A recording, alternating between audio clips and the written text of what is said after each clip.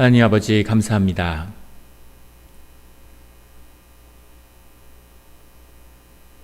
주의 말씀을 듣고자 저희가 수요 집회 가운데 모였습니다. 우리 마음의 기도와 우리 마음의 묵상이 주님께 연락되기를 원합니다. 감사드리며 예수 그리스도의 이름으로 기도드렸습니다. 아멘. 주님의 인도하심을 받는다는 것, 주님의 말씀을 듣고 인도하심을 받는다는 것이 우리의 신앙의 중심에 있습니다. 그런데 어떻게 주님의 인도하심을 받으며 주님의 인도하심을 받는다는 건 도대체 무슨 의미를 갖는 것일까 하는 것이 늘 우리에게 큰 도전이 되고 있죠. 오늘 말씀은 그 도전을 우리에게 주고 계십니다. 오늘 말씀을 통해서 주님을 또 새롭게 경험하게 되는 우리 성도님들이 되시기를 예수 그리스도의 이름으로 축원합니다. 오늘 16장 1절의 말씀에 보면 아브라함의 아내 사레는 출산하지 못하였고 라고 말씀이 시작하고 있습니다. 아브라함과 사레가 하나님께 자녀를 받을 거라고 말씀을 받았는데 그런데 출산하지 못하고 있는 거죠. 가나안 땅에 와서 이제 10년이 되었고 그 하나님의 말씀을 접한 지 10년이 되어서 이제 아브라함은 85세가 되고 사레는 75세가 되었습니다. 그런데 65세에 받은 말씀도 감당하기 어려웠는데 이제 75세가 됐는데 여전히 자녀가 없는 것이죠. 그런데 사라에게 한 여종이 있으니 애굽 사람이요 이름은 하갈이라 이렇게 얘기하고 있습니다. 애굽 사람 여종이 어떻게 가나안까지 와 있었을까? 그 시절에 애굽에 내려간 적이 있었으니까 애굽에서 나올 때 아마 같이 따라왔겠죠. 그리고 아마 어린 시절에 같이 이 사라의 삶을 돕는 그런 여종으로 데려왔던 것 같습니다. 그의 이름은 하갈인 거죠. 2절에 사라가 아브라함에게 이르되 여호와께서 내 출산을 허락하지 아니하셨으니 원하건대 내 여종에게 들어가라. 내가 혹 그로 말미암아 자녀를 얻을까 하노라 하매 아브라함이 사라의 말을 들으니라. 사라가 자녀를 얻고 싶은 마음이 있는 거죠. 사라는 자녀가 없기 때문에 마음속에 늘 두려움이 있었을 겁니다. 자녀를 향한 마음이라고 하는 것은 아주 일반적이고 우리 인간에게 주어진 아주 기본적인 우리의 본성인 거죠. 그런데 그 이상의 자녀를 향한 갈망이 사라에게 있는 거죠. 사라에게는 그것보다 더 깊은 트라우마가 있습니다. 애굽에 갔을 때 12장에 나오는 또 20장에 가면 그 아비멜렉에게 그람 왕을 만났을 때 이 아브라함이 자기 와이프를 예쁘다는 이유로 관심을 받는 자기 부인을 팔아먹으려고 하는 거죠. 생존을 위해서 어쩔 수 없었다고는 하지만은 그것은 변명이고 어떻게 남편이 같이 오랜 세월을 살았는데 나한테 이렇게 할 수 있을까 하는 마음이 있겠죠. 그런데 그 마음이 이 가정 가운데 풀어지지 않고 있는 겁니다. 사라의 마음 가운데는 이런 생각이 있겠죠. 야, 이 인간이 자식이 없으니까 어려움만 닥치면 날 버리려고 하는구나. 자녀가 있으면 내가 누구의 아무개 엄마라면 그러면 나를 그렇게 쉽게 갈라서려고 할 수 있을까? 그런 마음이 있겠죠. 그래서 자녀에 대한 마음이 있는 겁니다. 또 하나는 하나님이 자녀를 허락하신다고 했으니까 아니면 종 엘리에서를 양자같이 들여서 그렇게 의지하고 살았을 텐데 하나님이 그건 아니고 아들을 준다고 하셨으니까 그러니까 아들을 원하고 만들려는 마음이 있는 거겠죠. 그렇게 10년을 기다렸는데 그러나 아들은 없고 이제 사라는 어떤 결정을 하게 되냐면 자기 종을 들여서 하갈을 통해서 아이를 낳으면 내 종의 것이니까 그것은 내 거다 이렇게 생각하고 있는 거죠.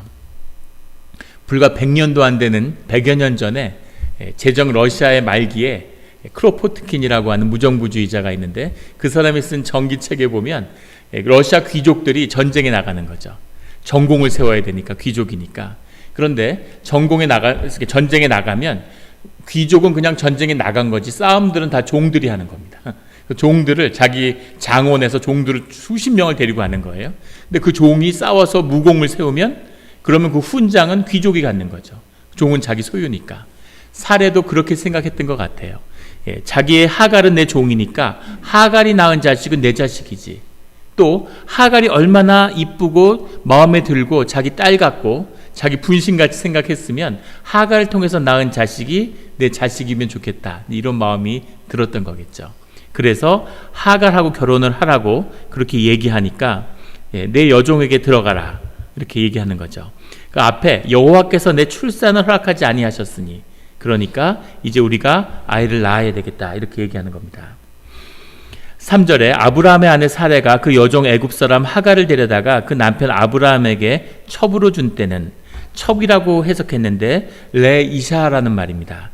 as a wife 부인으로 줬다는 말이죠. 이샤라는 말은 부인이란 얘기로 사례랑 똑같습니다.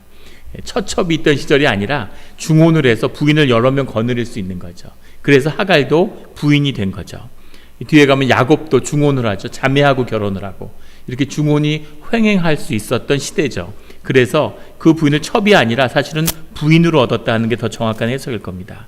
그래서 아브라함이 가나안 땅에 거주한 지 10년 후에 그때 이제 애가 생기려고 하는 거죠. 4절에 가면 아브라함이 하갈과 동침하였더니 하갈이 임신하매 그가 자기의 임신함을 알고 그의 여주인을 멸시한지라. 전통적으로 이 16장의 말씀은 하나님께 순종하지 않는 죄를 지었다 이렇게 해석됩니다. 그런데 아브라함과 사라가 죄를 지었을까? 죄라고 하는 것은 하나님의 뜻에서 벗어나는 거죠. 그런데 하나님의 뜻이 정확히 무엇이었냐는 겁니다. 아직 사라에게 자녀를 주겠다고 하는 말씀을 허락하지 않으셨죠. 하나님이 사라에게 자녀를 주겠다는 이야기는 18장에 가서 나옵니다. 아직은 그런 말씀을 받지 않았어요. 그리고 자녀를 주겠다는 말씀은 하신 거죠. 정확히 주님이 하시려는 일은 뭐며 왜 이렇게까지 시간을 끌까? 왜 이제 받았을 때 65세에 나도 기적인데 이제 75세가 된 사례가 자기가 자녀를 낳을 거라는 것을 포기하는 게 자연스러운 방향이 아니었을까요? 아이가 대학을 가는데 열심히 주님께 기도하는 거죠. 기도하고 또 기도하고 우리 아이가 어떤 걸 공부하고 어떤 걸 전공해야 되겠습니까? 주님이 말씀이 임하는 겁니다. 장군이는 내가 축복한 자식이다. 너에게 맡겼는데 얘는 사람을 고치고 치유하는 자가 될 것이다. 사람을 낫게 하는 자가 될 것이다. 이런 말씀을 받은 거죠. 그 말씀을 받고 가슴이 뛰어서 우리 애는 의사가 되어야 되는구나. 그리고 의과대학을 준비하기 위해서 이제 생물학 이런 것을 전공한 거죠. 대학을 졸업하고 이제 의과대학을 시험 치려고 하는데 10년이 지났는데 계속 떨어지는 겁니다. 의과대학원에.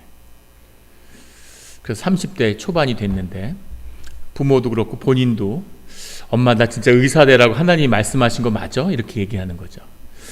그래서 틀림을 치유하는 자가 된다고 그러셨는데 10년째 의대를 못 가네. 이걸 어떻게 해야 되나?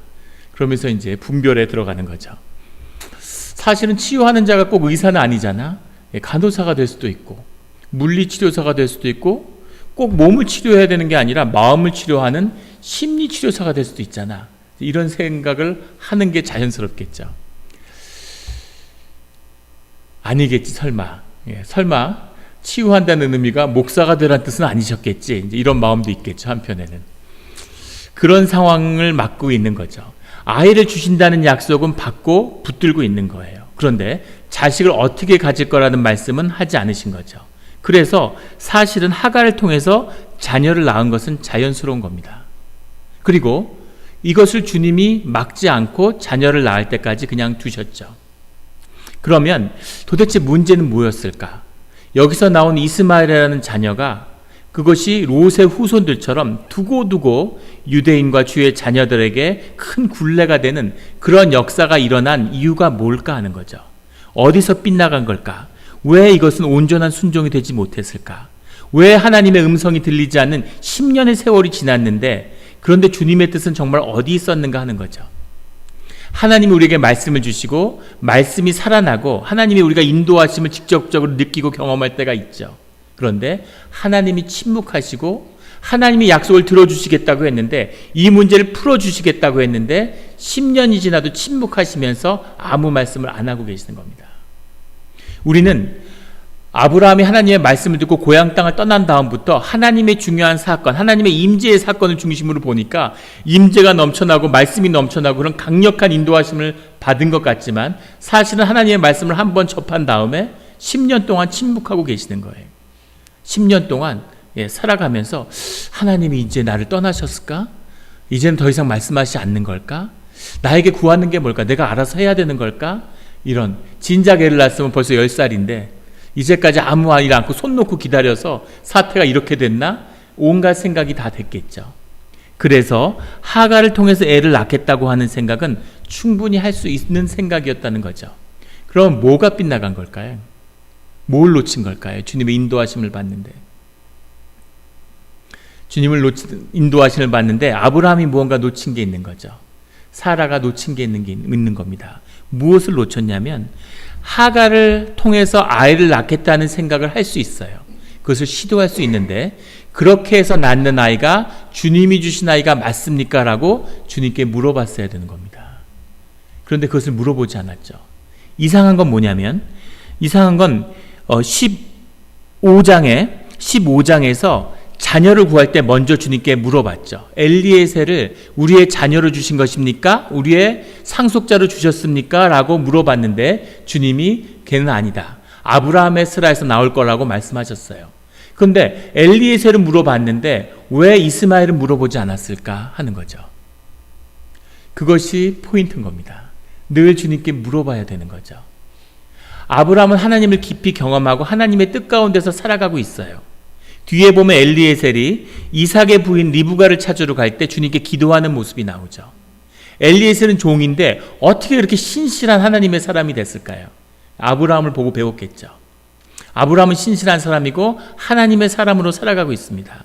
그런데 그렇게 하나님의 신실함과 하나님의 구속하신 가운데 있는데 그 영적이 고양되면서 영성이 고양되면서 하나님의 뜻을 물어보고 하나님께 구하는 것을 놓친 거죠. 우리의 신앙생활 가운데 늘 있을 수 있는 일입니다. 한국에서 큰 대형교회를 하는 목사님이 그런 얘기를 하시더라고요. 당회를 하는데 당회가 이렇게 수백 명이 되는 거죠. 장로님들이 교회에. 당회를 준비하는데 그분이 일주일 동안 금식을 하신대요. 교회의 화목이 깨지지 않기 위해서, 교회가 하나 되고 하나님의 그 비전을 같이 받기 위해서 일주일을 금식하신다는 얘기를 하더라고요. 그런데 교회가 잘 되고 좋을 때, 어렵고 힘들 때는 막 기도하고 기도원에 가서 금식하고 이러는데 교회가 이제 반석이 우뚝 섰구나, 하나님의 나라가 임했구나, 하나님의 영광이 함께하고 있구나, 이렇게 자만할 때 삐끗하는 거죠. 그럴 때 문제가 터지는 겁니다. 다윗이 목숨을 걸고 블레셋과 싸울 때는 하나님이 신실한 종이었죠. 그런데 다윗의 왕국이 굳건히 쓰고 하나님의 일들이 일어나고 영광이 나타나니까 방심하는 거죠. 승승장구하니까 이젠 전쟁에 나가지 않고 스라에 자기 장군들을 보내고, 승전보가 계속 들려오니까 특별히 할 일도 없고 모든 게 형통의 길이 열리고, 이러니까 낮에 늦으러지게 자고 밤에 잠이 안 오니까 두리번 다니다가 다른 와이프 목욕하는 거, 샤워하는 거 이런 거 구경이나 하고 이러다가 큰 사고가 나는. 그래서 늘 하나님의 사람은 매일 그날의 축복, 그날의 양식을 구하는 것처럼 그날의 지킴, 그날의 기름 부으심, 그날의 십자가의 보혈을 구해야 되는 거죠. 이것이 새벽 기도의 역사이고 주님의 자녀가 가는 길입니다. 이 한 가지를 놓쳤는데 왜 이렇게까지 나중에 두고 이게 큰 굴레가 되어야 될까? 이것은 아브라함이기 때문인 거죠. 공군 조종사들 뽑는데 공군 파일럿들이 남자 중에서 가장 육체적으로 완벽한 사람이라고 그러잖아요. 몸에 조금의 흉터도 있으면 안 된답니다. 실제 본 적이 없어가지고 정말 그런지 모르겠는데 그렇대요.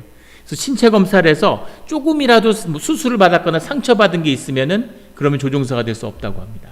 그 이유는 우리 일반 생활하는데 아무 문제가 없지만, 그런데 고도 10,000피트, 20,000피트, 30,000피트 올라가면 그 압력이 가중되어서 그 상처받았던, 수술받았던 자리들이 다 터져버린대요.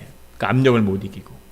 그것처럼 하나님의 사람이 하나님에게 붙들림을 받고 그 임재 안에서 쓰임을 받을 때는 그 삶의 조그만 허물도, 조그만 묶임도 모두 큰 굴레와 큰 문제를 일으킬 수 있다는 거죠. 그래서 주님이 쓰실 때에는, 주님의 사람으로 부르실 때에는 오랜 세월 동안 시련과 고난과 기다림과 그 인내를 훈련시키셔서 하나님의 쓰임을 받을 때에는 온전히 쓰임을 받는, 무엇 하나 부족함이 없는 그런 사람으로 만들어 가신다는 거죠.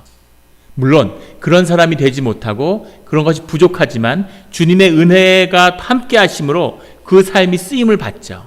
그러나 그 삶에 풀어지지 못한 문제들은 두고두고 삶의 굴레가 되고 우리 삶을 어렵게 한다는 거예요.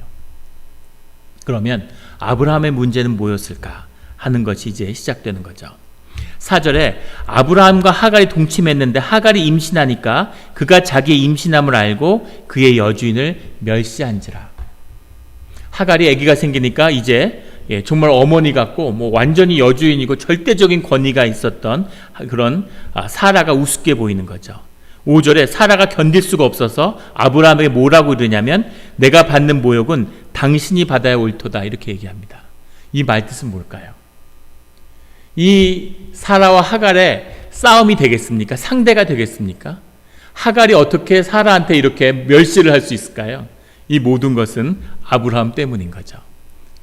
아브라함하고 하갈이 지내는데 사이가 좋았겠죠.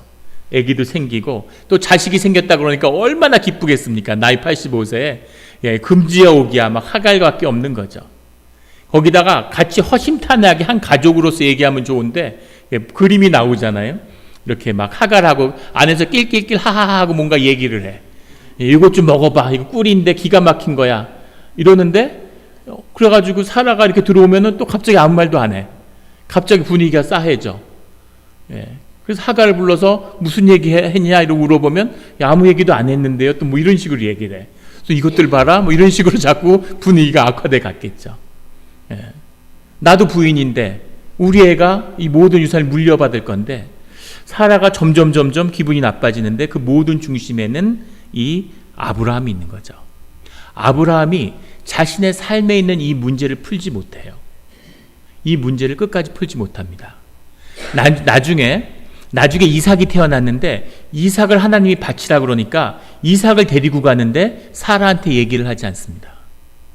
나중에 본문에 보면 22장에 가면 사라한테 얘기를 하지 않고 그냥 이삭을 데리고 가요. 그렇게 귀한 자식이고 사라한테 어떤 자식이겠습니까? 그런데 아브라함이 사라한테 얘기를 하지 않고 그냥 데리고 나가는 거죠. 애를 죽일 거면서. 왜 그랬을까요? 왜 사라를 따돌리고 아이 하나만 바라보고 그 귀한 아들, 그 나이 85세에 얻어서 금지야 오기야 키운 그 아들, 100세가 가까이 돼서 아들 보는 재미에 살고 있는데 왜 엄마 몰래 아들을 인터셉트 해가지고 하나님께 바치려고 그랬을까요? 사라한테 말하면 못 데리고 나가는 거죠. 가정의 주도권을 사라가 쥐고 있는 거예요. 사라가 이 아브라함에게 야단을 치면서 이 모욕은 네가 받아야 되는데 내가 나의 여종을 당신의 품에 준 게 난데 그가 자기 임신함을 알고 나를 멸시하니 당신과 나이에서 여호와께서 판단하시기를 원하노라. 이건 사실 저주의 말이죠. 주님 안에서 네가 옳은지 내가 옳은지 한번 판단을 받아보자. 이런 식으로 이야기를 하는 거죠. 아주 극단적인 이야기를 하는 거예요. 그러니까 6절에 아브라함이 뭐라고 얘기하냐면 당신의 여종은 당신의 수중에 있으니 당신의 눈에 좋은 대로 그에게 행하라 이렇게 얘기합니다. 그렇게 자식이 귀하고 자식을 기다렸다 그러고 이 순간에는 이 자식이 하나님이 주신 자식이라고 믿고 있는데 사라가 와서 승질을 내니까 거기에 숙이고 사라 마음대로 당신의 종이 아니냐, 자기가 부인으로 받았으면서 자기 애를 갖고 있는데 또 무책임한 모습을 보이는 거죠. 예전에 사라를 버렸던 것처럼 하갈을 또 버리는 거예요. 그래서 아브라함은 이런 인간입니다. 그의 비겁함을 그대로 보여줘요.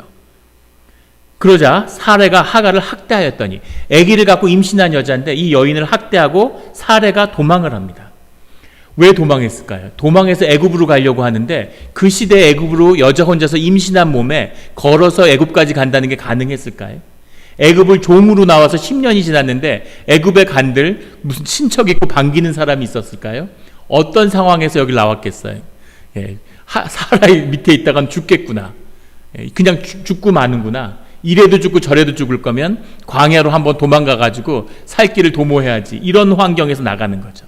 사라가 같은 부인인데 하갈을 이런 식으로 학대하고 애도 죽을 수 있는 상황인데도 아브라함은 못 본 채 하는 거죠. 예전에 저희 할아버지의 여동생 고모 할머니죠. 고모 할머니가 계셨는데 고모 할머니가 자식들을 낳고 이렇게 키우는데 예전에는 못된 할아버지들이 많았죠. 서울에 가셔가지고 젊은 부인을 얻어서 딴집 살림을 차리셨어요. 그래서 평소엔 전혀 보이지 않고 시골에도 한번 내려오지 않고 할머니가 그 고모 할머니가 혼자 그 여러 아이들을 다 키우신 거죠. 농사지면서 고생하면서. 그런데 또 그 아들이나 딸이 결혼할 때 되면은 또 여기다 꼭 꼽고 와서 아버지라고 앉아 있어. 그런 시대인 거죠. 아버지 없이 자랐다는 걸 세상에 보이고 싶지 않으니까 또 아버지 노릇하라고 그때 와서는 또 양복 입고 이렇게 딱 하고 앉아 있고 그렇게 사셨습니다. 그런데 그렇게 새 집하고 살았는데 그렇게 바람나서 산 집에선 자녀가 없었어요. 그런데 그 바람난 할머니가 일찍 돌아가신 겁니다. 그리고 의지할 자식은 없고 나이는 먹었고 아무데도 갈 곳이 없고 의지할 곳이 없으니까 다시 고모 할머니한테 돌아오셨어요. 고모 할머니는 서울로 올라와서 아들 집에 살고 있는데 아들이 받아주지 않을 뿐 아니라 딸들도 사람 취급을 안 하는 거죠. 아버지 취급은 둘째치고. 그러니까 굉장히 입장이 난처해졌는데 고모 할머니도 외로우셨는지 남편을 다시 받아주시고 품어주셨어요. 문제는 그때부터 시작인 거죠. 세상에 그렇게 불쌍한 할아버지는 처음 봤습니다. 할머니하고 같이 듣는데 완전히 복수혈전인 거죠. 할머니는 외출하면 옆에서 가방 들고 딱 따라다니고 명절에 잔치 같은 게 있어서 오면은 이렇게 앉아 있는데 계속 한 5분에 한 번씩 할머니 눈치를 보는 것 같아요.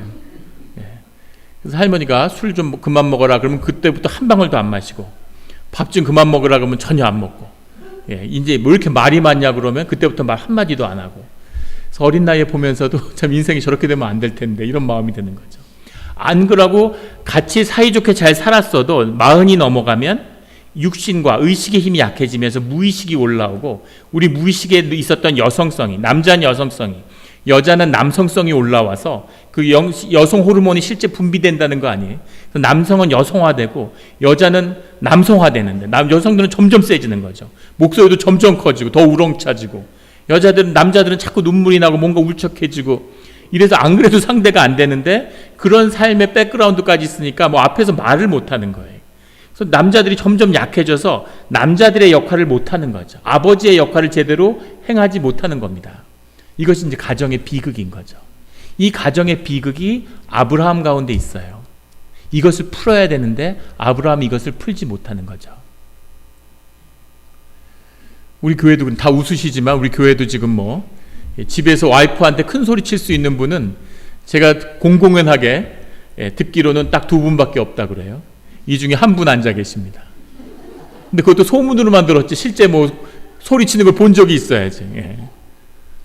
다 부인한테 꼼짝 못하고 얼굴을 못 드는 거죠. 영적인 권위가 있고 아버지가 아버지 자리에 서야지만이 그 자녀와 가정 가운데서 풀어지는 일이 있는 거죠. 사자들이 새끼들을 훈련하는데 어미 사자들이 사냥을 다 합니다. 그런데 어미 사자가 새끼 사자에게 사냥하는 법을 가리키지 못해요. 1년, 2년을 데리고 매일 사냥을 해도 새끼들한테 사냥하는 법을 보여줘도 가리키지 못합니다.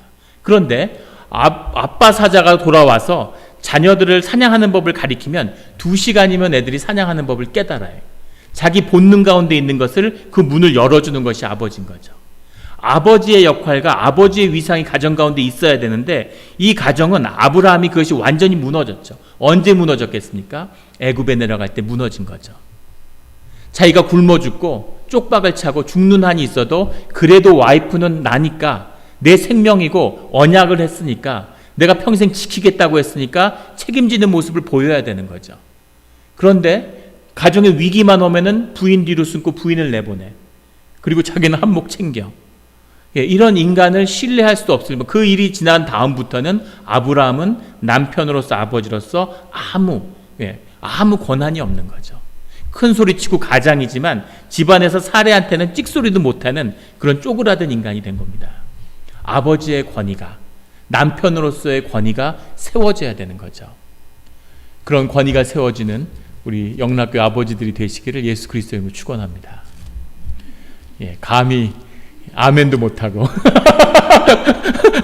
와이프들만 아멘을 하고 다들 쥐죽은 듯이 계시는군요.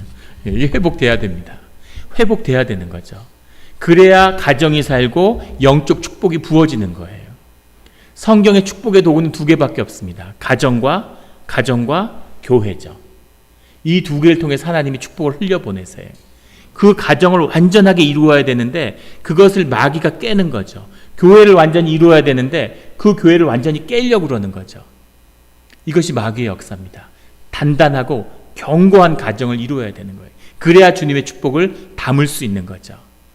그런 축복의 글이 되시기를 예수 그리스도의 이름으로 축원합니다.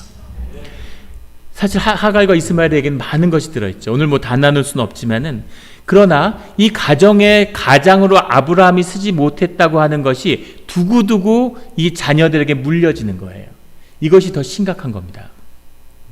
아브라함이 이 문제를 풀지 못한, 이 사라와 하갈의 갈등을 방치하고 모른 채하고 아버지 역할을 하지 않았기 때문에 그 문제가 그 이스마엘과 이삭의 문제로 내려가죠. 이삭의 밑에 가면 에서와 야곱의 갈등으로 갑니다. 야곱의 밑에 가면 자녀들을 여럿 낳았는데 점점 갈등이 증폭되는 거죠. 자식이 자식을 미워하고 죽이려고 그러고 심지어 노예로 팔아먹는 일까지 점점 악화되면서 이것이 뿌리처럼 내려가요. 이 문제를 푸는 것이 요셉입니다. 구약 전체 창세기의 가장 중요한 주제 중에 하나죠. 물론 야곱의 아들이고 요셉의 영광을 야곱이 누렸죠. 하지만 그것을 푼 사람은 사실은 요셉이에요. 요셉이 그 문제를 자기의 삶으로 마주해서 주 안에서 풀었고, 이 문제, 아브라함이 풀지 못한 문제가 두고두고 내려가는 거죠. 저희 집에 누나들이 있는데, 누나들이 담배를 피는 거예요. 대학을 가더니 80년대 초만 하더라도 여자들이 담배를 피는 게 아주 리버럴하고 깨어있는 여성같이 앞서가는 정말 그런 어리석은 시대가 있었죠. 누나들이 담배를 피는데, 저희 아버지가 절대적인 권위자고 절대적인 가부장인데 누나들이 담배 피는 걸 알 텐데 말을 안 하는 거예요. 담배 끊으라는. 이상한 겁니다. 어느 날 아버지한테 제가 다 일렀죠. 누나들이 담배 피고 가방에다 담배 넣어 갖고 다닌다고. 어떻게 아버지가 그거를 모른 채 하고 있을 수가 있느냐.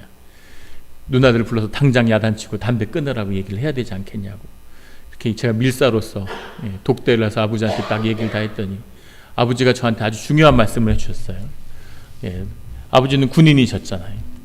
그러면서 아버지가 뭐라고 얘기하시냐면, 지휘관에게는 절대 지켜야 할 명제가 있는데 병사들에게 듣지 않는 명령은 절대 해서는 안 된다, 이렇게 얘기하시더라고요.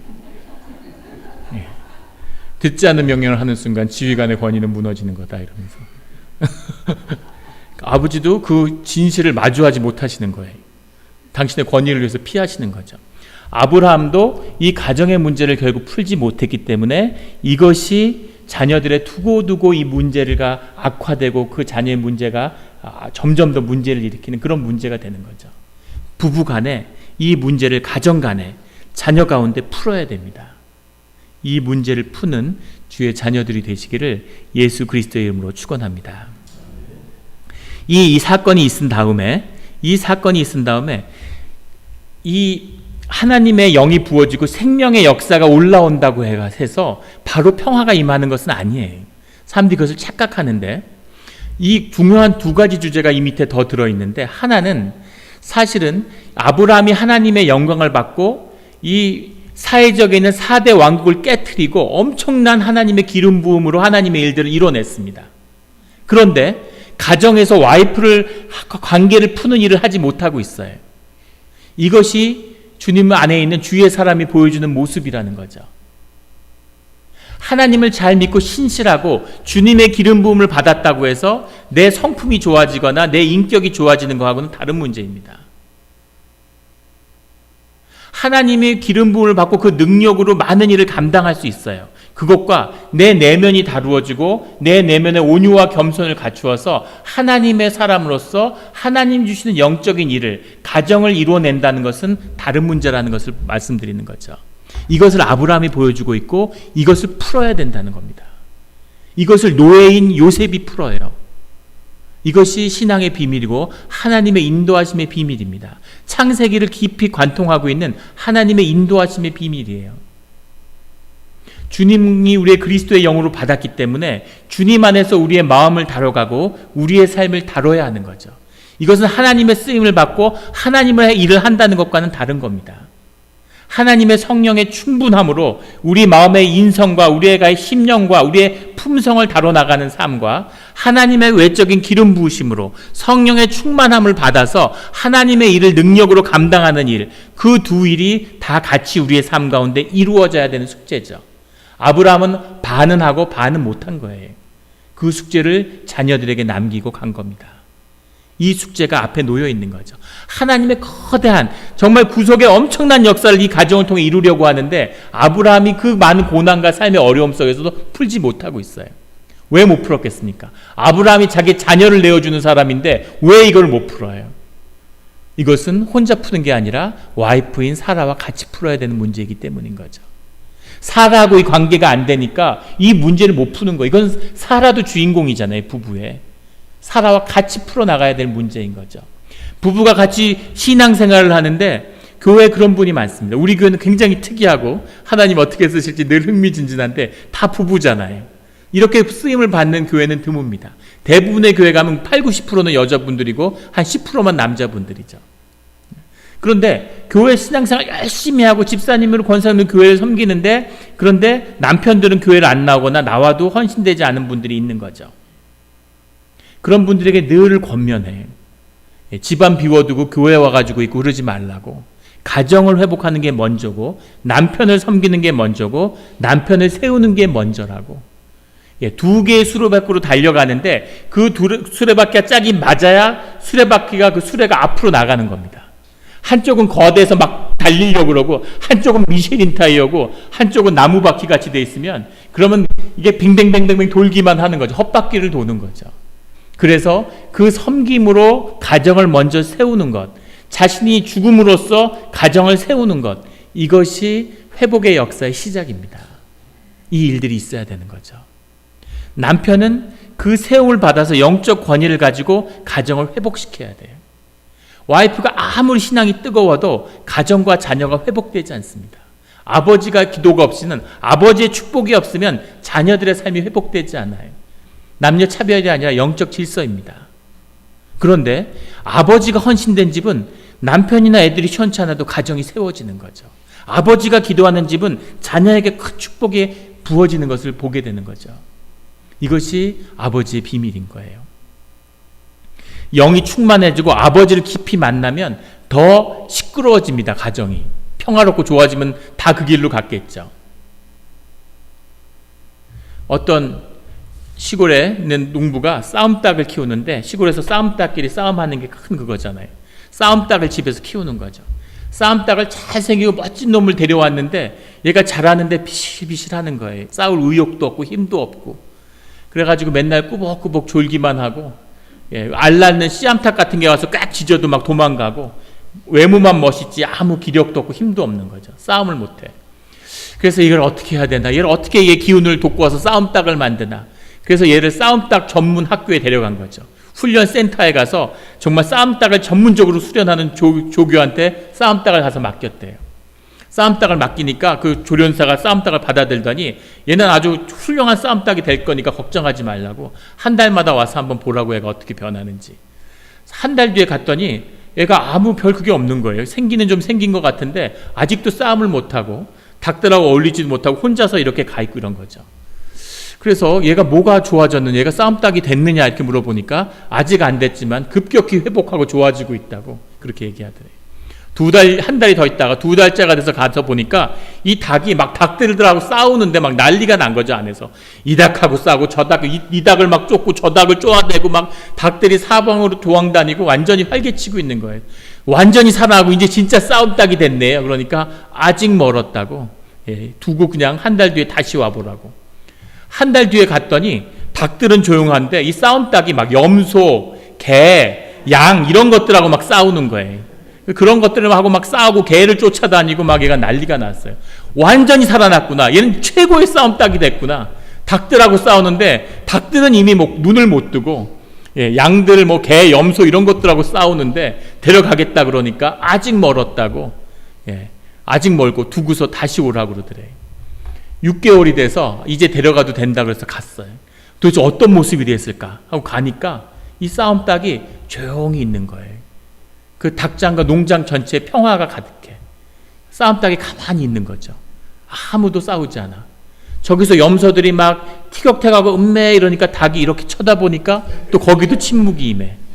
완전한 평화로움이 임하는 거죠. 그러니까 그 조련사가 이제 됐다고. 얘는 완전한 싸움닭이 됐으니까 데려가라고 그렇게 얘기하는 거죠. 아버지가 아버지의 자리에 서서 권위가 있어야 된다는 게 집에서 고함 지르고 상어 풀라는 얘기가 아니죠. 침묵하고 조용하고 미소 가운데 있지만 권위가 있고, 아버지를 사람들이 어려워하고, 뭐 얘기하면 듣고, 담배 끊으라고 하면 끊고, 그런 권위와 영적인 힘이 있어야 되는 거죠. 그래야 아버지가 아버지의 자리에 쓰는 겁니다. 오늘 아브라함을 보세요. 4개 왕을 무찌르고 그 엄청난 막 권세가 있고 자기 부족을 잃어가지고 밑에 수백 명의 그런 종들을 거느리고 있고 당당한데 사례 앞에서는 얼굴을 못 드는 거죠. 자기 애를 임신해서 부인으로 맞았는데 그걸 막 죽이려고 학대하는데도 그걸 막지를 못해. 이런 것이 우리의 모습인 겁니다. 우리의 내면과 우리의 외면, 우리가 하나님께 헌신된 사역자로서의 모습과 우리의 내면을 주님 안에서 다루어가는 이 일들, 가정을 이루고 교회 사역을 감당하는 이 2가지 영역에서의 일들이 모두 다 주님 안에서 성취되기를 예수 그리스도의 이름으로 축복합니다. 큰 주제가 남아있는데 오늘 시간이 많이 가서 다룰 수가 없어요. 하나만 간단히 보자면 9절에 나오는 그 여호와의 사자가 하갈을 만났는데 이 여호와의 사자가 왜 이때 나타났을까? 왜 하갈에게 왔을까? 정말 이스마엘은 하나님이 약속한 아들이 아니었을까? 이런 도전이 있습니다. 근데 오늘 한 가지 보고서 끝내려고 하는 것은 이 하갈에게 뭐라고 얘기하냐면 9절에 그 수하에 복종해라. 다시 돌아가라. 내 여주인에게 돌아가서 그 수하에 복종하라는 게 여호와의 사자가 한 얘기였던 거예요. 지금 죽을 것 같이 학대당해서 죽을까 봐 도망 나왔는데 야 다시 가서 학대를 계속 받아. 네 자녀는 걱정하지 마. 너는 축복받고 네 자녀도 축복받고 걱정할 게 없다. 그러니까 가서 계속 학대를 받아라. 이렇게 얘기하는 거죠. 이게 여호와의 사자가 줄 수 있는 답입니까? 하나님의 대답이 될까요? 시어머니한테 하도 학대를 받아가지고 원형 탈모증 걸려가지고 머리가 다 빠지고 막 이가 흔들리고 치열이 흔들리고 이가 14개가 빠지고 머리에 원형 탈모증이 돼서 수도사같이 됐는데 그랬는데 기도원에 가가지고 기도하는데 주님이 야 너 가서 계속 학대를 좀 더 받아. 그게 너에게 축복이다. 이렇게 얘기하는 거죠. 어떻게 이런 일이 있을 수가 있을까요? 이것은 사라에게 이루어져야 되는 일이기도 하지만 동시에 하갈에게 이루어지는 일이지만 동시에 사라에게도 이루어지는 일이 있는 거죠. 하갈의 삶이 채워져야 되는 이 학대 사건이 없었으면 사라가 14년을 더 기다리지 않았어도 될 거라고 저는 봅니다. 이때 사실은 주의 자녀를 얻어야 할 때였을 거예요. 근데 사라는 그것을 받을 준비가 되어 있지 않은 거죠. 하갈도 사라와의 관계를 이렇게 풀지 않았으면 이스마엘이 주의 축복의 자녀가 될 수도 있는 문을 주님이 열어주실 수 있었을 거라고 봅니다. 그런데 이것은 주의 일이 될 수가 없었던 거죠. 하지만 가서 그의 일들이 주님 뜻에서 태어나고 자라기 위해서 하나님의 뜻을 믿고 순종하는 역사가 먼저 있어야 되는 겁니다. 하갈이 그걸 걷어차지 않고 순종했어요. 그래서 그 수하에 복종하라는 거죠. 내가 자식도 있고 뭐가 부족해서 그 마귀 같은 년한테 다시 가서 학대를 받아야 돼? 가서 학대를 받아라 하고 주님이 말씀하시는 거죠. 주님이 인도하시는 뜻이 있습니다. 온전한 순종에는 하나님의 뜻이 반드시 있어요. 예전에 제가 한국에서 섬기던 그런 사역단체에 계시는 책임자가 있는데 수백 명의 사역자가 있고 굉장히 큰 사역단체고 교회였습니다. 근데 거기에 총 책임을 맡고 있는 목사님이 그런 얘기를 하시는 거예요. 대학을 다니면서 열심히 그 교회 봉사하고 그래서 좋은 학교 나오고 똑똑하고 외국에 유학도 했는데 그 교회에서 운영하는 출판부에서 일을 하게 된 거죠. 하나님의 일을 한다고 순종해서 왔는데 와서 처음에 한 일이 책 뒤에다 요즘은 사라졌지만 인지대를 붙이는 일을 풀로 맨날 이렇게 해가지고 그거 계속 하루 종일 붙이고 있는 거죠. 예. 지금 대학 나온 거하고는 다르죠. 그 시절에 대학 7, 80년에 대학 나왔다는 건 지금 박사학위 한 정도죠. 그리고 공부도 많이 하고 지성에 나왔는데 거기 와가지고 하루 종일 이거 붙이고 있고 예, 도대체 하나님 저를 인도하는 뜻이 뭡니까? 예, 제가 이런 일을 하려고 왔습니까? 아무리 봐도 자기보다 모자란 사람 밑에서 제가 왜 이런 짓을 하고 있어야 됩니까? 주님이 그렇게 수하에서 복종하라고 말씀하시기 때문에 복종하는 거죠. 교회 안수집사, 권사, 장로가 뭐 대단하고 목사 뭐가 대단하고 뭘 더 나아서 순종하는 것이 아니라 하나님의 뜻이 함께하고 있다고 믿기 때문에 하나님이 인도하심이 있다고 믿기 때문에 하나님에게 순종하듯이 순종하는 겁니다. 그게 교회예요. 그것이 주님을 따라가는 길입니다. 목을 꺾고 순종하지 않는 자는 하나님의 사람이 아닌 겁니다. 그 순종을 주님이 요구하시는 거죠. 그 순종에는 주님의 뜻이 반드시 있어요. 저는 폴로티 헌법 수업을 4번 들었습니다. 전 지구상에 수많은 목사가 있겠지만 폴로티 수업 4번 쓰는 목사가 도대체 한 번도 만나보지도 못하고 진짜 있을지 궁금해요. 미국 신학교에서 폴로티 수업 한 번 들었는데 한국교회에서 안수받으려고 한 번 또 들었어요. 한국에 가니까 또 들으래. 또 들었죠. 교단에 가가지고. 미국에 가서 여기 영락교회 왔는데 교단교육을 받으라고 헌법 수업을 받고 또 내려가라고 그래서 또 내려갔지 않습니까? 이건 말도 안 되고, 내가 장로교회에서 장로교 신학교에서 계속 교회에서 사역했는데 왜 같은 장로교 안에서 또 헌법 수업을 들으라고 그러느냐고 그랬는데 뭐 안 듣게 해줄 것처럼 그러더니 또 결국은 법이니까 가야 된다고 그러더라고요. 그래서 이건 텃세고 이건 말도 안 돼 하지만 주님의 인도하심이라고 믿고 이를 악물고 내려가서 그걸 들었잖아요. 가서 2주 동안에. 그런데 그렇게 4번의 수업을 받은 다음에 우리 교회에 왔는데 도대체 폴리티 수업 이런 거 뭐에 쓸모가 있을까? 20년을 교회 사역을 해도 헌법 조항에 대해서 물어보는 사람 한 번도 만난 적이 없는데 저희 교회에서 거의 매주 만나는 것 같아요. 수십 번도 서리 집사님들이 교회 헌법을 카톡으로 메시지로 보내주고 법이 이렇게 돼 있고 법에는 이렇게 돼 있고 LA에 교육받으러 가니까 규례위원회에서 4가지 그 지난 우리 교단에서 제일 쟁점이 있던 4가지 사항을 가르쳐주면서 케이스 스터디를 하는데 450개 중에서 지난 10년간 가장 교단이 힘들었던 4가지 주제가 다 영락교에서 나왔습니다. 제가 그걸 다 듣고 제가 영락교에서 왔다 그러니까 다들 깜짝 놀라더라고요. 괜찮냐고. 제가 깨달았어요. 왜 헌법 수업을 4번이나 들어야 됐을까? 근데 지금은 정말 그걸 들게 하신 주님의 뜻이 있었구나. 그 아무 의미 없고 짧고 보잘것없어 보이는 그 조악한 법조문들을 왜 그렇게 깊이 고민하고 배웠어야 했을까 하는 것을 지금 뼈저리게 느끼고 주님께 감사하고 있는 주님의 뜻 가운데 준비되는 것이었구나. 그때 끝나자마자 바로 쓰임을 받았으면 더 빨리 깨달았을 텐데. 그런데 주님이 하시는 모든 우리 삶의 일에는 그 이유와 의미가 있다는 거죠. 필요 없는, 떠내려가는, 쓸모없는 일은 전혀 없습니다. 어떠한 일도 우리 삶에 꼭 있어야 하기 때문에 주님이 허락하신 거예요. 그 삶이 열매를 맺고 꽃을 피우느냐 아니면 썩어져서 그 굴레가 자녀들에게 또다시 반복되느냐, 그것은 우리의 선택입니다. 저희 가정에는 주변부 인격장애, 폭발성 인격장애라고 하는 할머니들이 말씀하시는 질랄병이라는 것이 이렇게 가정에 내려와요. 한국의 많은 남성들이 앓고 있는 거죠. 하도 권위주의고 억압적으로 자라다 보니까 내 안에 있는 정서를 잘 흘려내보내는 것을 배운 적이 없어요. 감정이라는 건 물처럼 흘러들어왔다가 물처럼 나가야 되는데 그걸 제대로 처리 못하니까 자꾸 그걸 안에 쌓아두는 거죠. 울어야 되는데 울면 안 돼, 남자니까. 남자 자식이 울어? 평생에 2번 우는 거야, 남자는. 뭐 이런 분위기에서 자라니까 울질 못하는 거죠. 울면 진 거야. 참어 이러고. 계속 울질 못하니까 엉뚱한데 그냥 울면 될 거를 막 소리 지르고, 부인이 몇 마디 하면은 안 한다고 그랬잖아 이러는 거죠. 언제 그랬어? 그러니 생각해 보니까 그런 말 한 적이 없는 것 같아. 마음속으로는 여러 번 얘기했던 것 같은데 그거 참다가 퍽 터져. 그런 폭발성 장애가 있어요. 할아버지가 그것 때문에 어떻게 삶이 파괴되는지를 봤죠. 아버지는 다른 삶을 살고 싶어 했지만 그걸 풀지 못했습니다. 그 희생자가 주변의 가족들이 되는 거죠. 터뜨리면 관계가 훼손되고 안고 있으면 내면의 라이프 포스가 죽어버리는,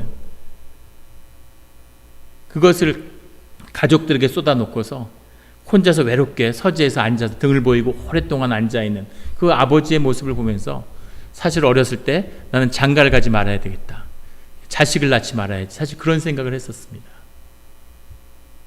아기를 낳고 나는 절대 저렇게 되지 말아야지, 난 절대 아버지를 닮지 말아야지. 그런데 점점 더 아버지를 닮아가는 거죠. 내면만 닮는 게 아니라 외모도 닮아가요. 이러면 안 되는데 점점 닮아가는 거죠. 어머니 아버지가 화목하고 가정이 아름다운 가정을 이뤘으면 자녀들이 10대에 결혼하겠다고 난립니다.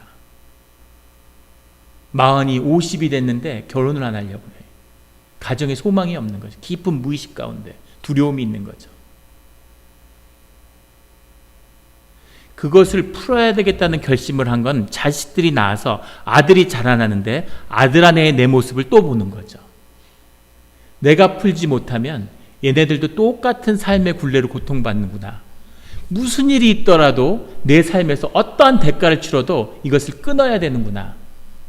그것을 끊기 위해서 온갖 몸부림을 치고 하루에 16시간씩을 석 달을 벽을 보고 앉아가지고 그렇게 절에 가서 수행을 해도 그게 안 되는 거죠. 제가 아는 한 그것을 끊을 수 있는 유일한 방법과 은혜는 예수 그리스도의 십자가밖에 없습니다. 그것을 만나기 전까지는, 그것이 우리의 삶을 사로잡기 전까지는 절대 풀 수 없는 저주와 굴레처럼 우리를 묶고 있는 거죠. 그런 것들을 꼭 푸는, 아브라함처럼 멋진 신앙의 아버지지만 가정에 허물어져 있는 이런 사람이 아니라 이 가정의 문제도 푸는, 축복의 문제를 푸는, 자녀가 축복을 받는 것을 보는 그 즐거움과 기쁨이 우리 삶의 중심이 되기를 예수 그리스도의 이름으로 축원합니다. 같이 기도드리겠습니다. 하나님 아버지 감사합니다. 아브라함은 믿음의 아버지인데, 신앙의 조상인데 그도 인간이었음을, 삶 가운데 허물어지고 아픈 부분이 있었음을